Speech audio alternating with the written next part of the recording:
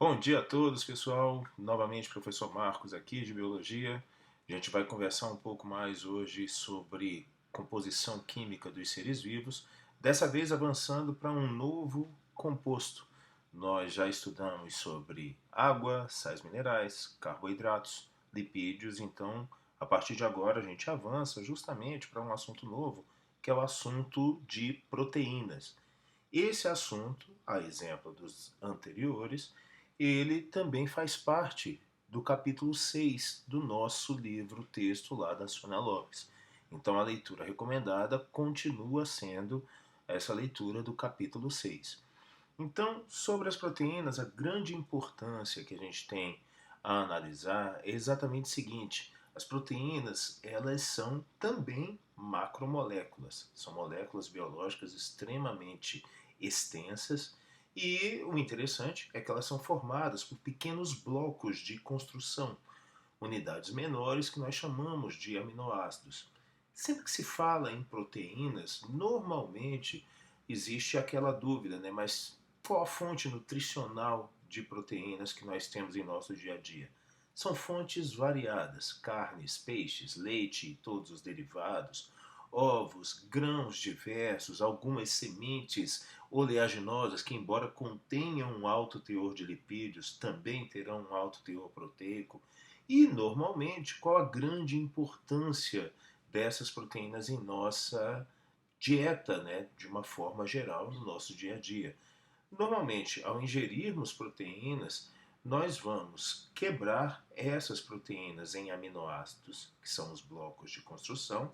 Então, esses aminoácidos são unidades bem menores, eles são absorvidos pelo nosso intestino delgado e aí são usados pelo nosso organismo na síntese de proteínas mais específicas, proteínas que terão um papel biológico em nosso organismo.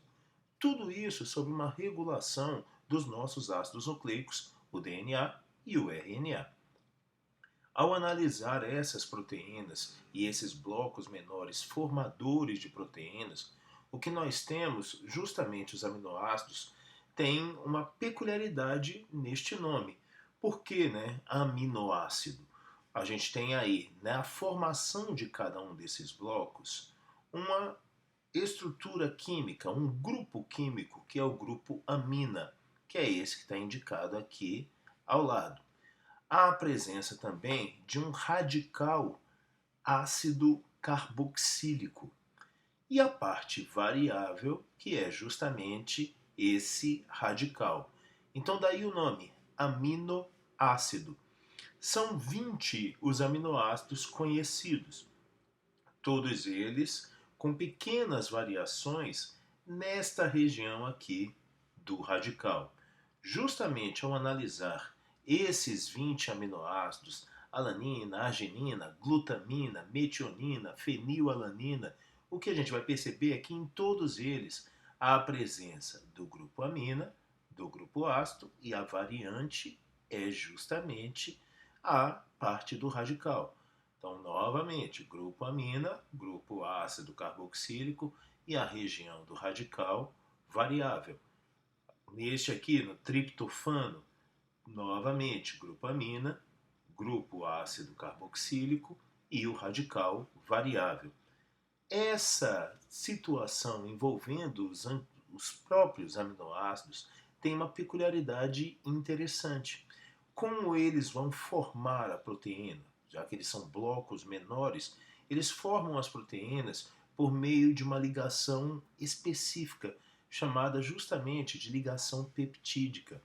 É a união entre um carbono do grupo ácido, né, então justamente está aqui o carbono do grupo ácido, e o nitrogênio do grupo amina de um outro aminoácido. Então essa é uma reação que nós vimos lá no início do ano, que era exatamente uma reação de síntese por desidratação. Em nosso estudo sobre água, a gente conversou um pouco sobre esse aspecto aqui. Ao retirar uma molécula de água, há a formação de uma ligação e essa molécula de água é liberada nessa reação. Daí o nome de síntese por desidratação. Sintetiza uma ligação, forma-se uma ligação peptídica no caso, com a retirada de uma molécula de água. As proteínas, elas têm aí diversas ligações peptídicas, então de acordo com o número de aminoácidos, e o que a gente vai perceber é exatamente o seguinte: há proteínas mais curtas, com menos de 100 aminoácidos, há proteínas muito longas, como a hemoglobina, presente em nosso sangue, presente lá em nossas hemácias, nossos glóbulos vermelhos circulantes no sangue. Eles são ricos em hemoglobina, que aqui está representada justamente essa proteína grande aqui com 574 aminoácidos. Nesse processo como um todo, o que a gente vai observar é que as proteínas, elas têm graus de complexidade diferentes. Então, esses graus de complexidade nós podemos nos referir como a estrutura das proteínas, a sequência de aminoácidos, a maneira com que eles realizam essas ligações e como eles estão ordenados. Essa sequência determina a fórmula da molécula de proteína. A forma da proteína está completamente relacionada à função que ela vai desempenhar no organismo. Isso significa o seguinte: que se a gente altera a sequência de aminoácidos, se nós alteramos a composição de aminoácidos desta proteína, muitas vezes só a ordem em que eles estão colocados, a proteína vai ter uma mudança em seu formato e com isso ela não vai mais desempenhar aquela função original. Então, nesse mecanismo, há alterações das formas mais variadas. É muito comum uma alteração causada por temperatura, é muito comum uma alteração causada por alteração de salinidade. E o que a gente percebe neste processo é exatamente o seguinte: ele é conhecido como desnaturação proteica. O formato original de uma proteína, como está representado aqui no canto inferior, ele é alterado, então nós podemos dizer que a proteína agora está desnaturada. É algo que não necessariamente é ruim. Por que isso? Nós preparamos os nossos alimentos muitas vezes utilizando um aquecimento. Nós desnaturamos as proteínas presentes nesses alimentos também. Um exemplo clássico é o caso do ovo. O ovo cru, o que a gente vai observar é que a clara é transparente. A clara é basicamente uma proteína chamada ovalbumina, ou albumina do ovo.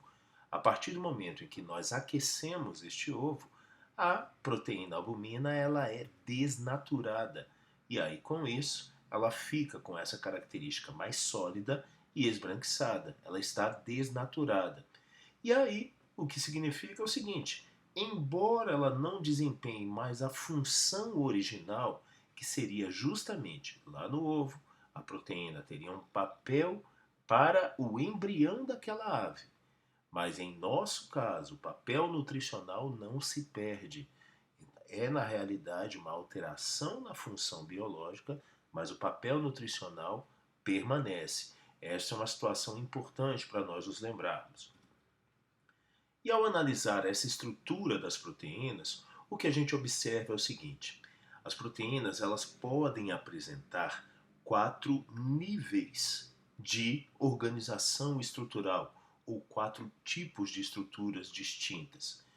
Isso a gente leva em consideração o tamanho da cadeia proteica, os tipos de aminoácidos envolvidos em cada uma delas, e é por isso que nós nos referimos como estrutura primária, secundária, terciária, até o grau mais complexo de organização, que é a estrutura quaternária. Uma situação interessante a ser observada é justamente o seguinte: vamos começar ali no ponto mais simples, o ponto da estrutura primária. A estrutura primária, basicamente, ela é a sequência linear de aminoácidos ao longo de uma cadeia polipeptídica, ao longo de uma cadeia proteica. E é a estrutura mais simples e mais importante, justamente porque essa ordem, glicina, leucina e a seguir cada um dos aminoácidos, isso vai definir qual vai ser o grau de organização seguinte. o grau de organização, por exemplo, das estruturas secundária e terciária. Então, normalmente, enquanto nós tínhamos lá uma estrutura primária puramente linear, a estrutura secundária já apresenta um grau de dobramento, né? Então um grau de dobramento ou enrolamento, e normalmente isso tem relação com os tipos de ligações químicas entre os aminoácidos.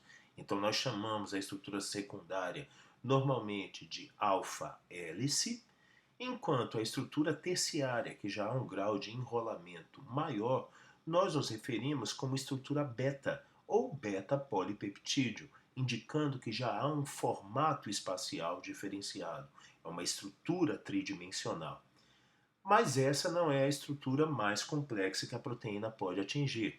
A estrutura mais complexa é exatamente a estrutura quaternária, quando duas ou mais estruturas terciárias se unem para formar uma proteína bem mais complexa, como é o caso aqui da hemoglobina.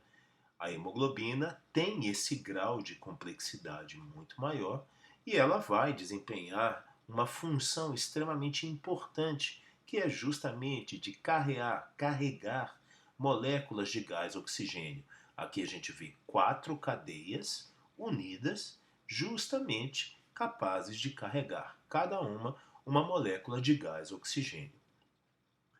Nessa videoaula, nós vamos parar neste ponto e é importante que a gente faça o estudo sobre este assunto no capítulo 6 do livro Bio, Sônia Lopes, lá o volume único, o nosso livro-texto no dia a dia.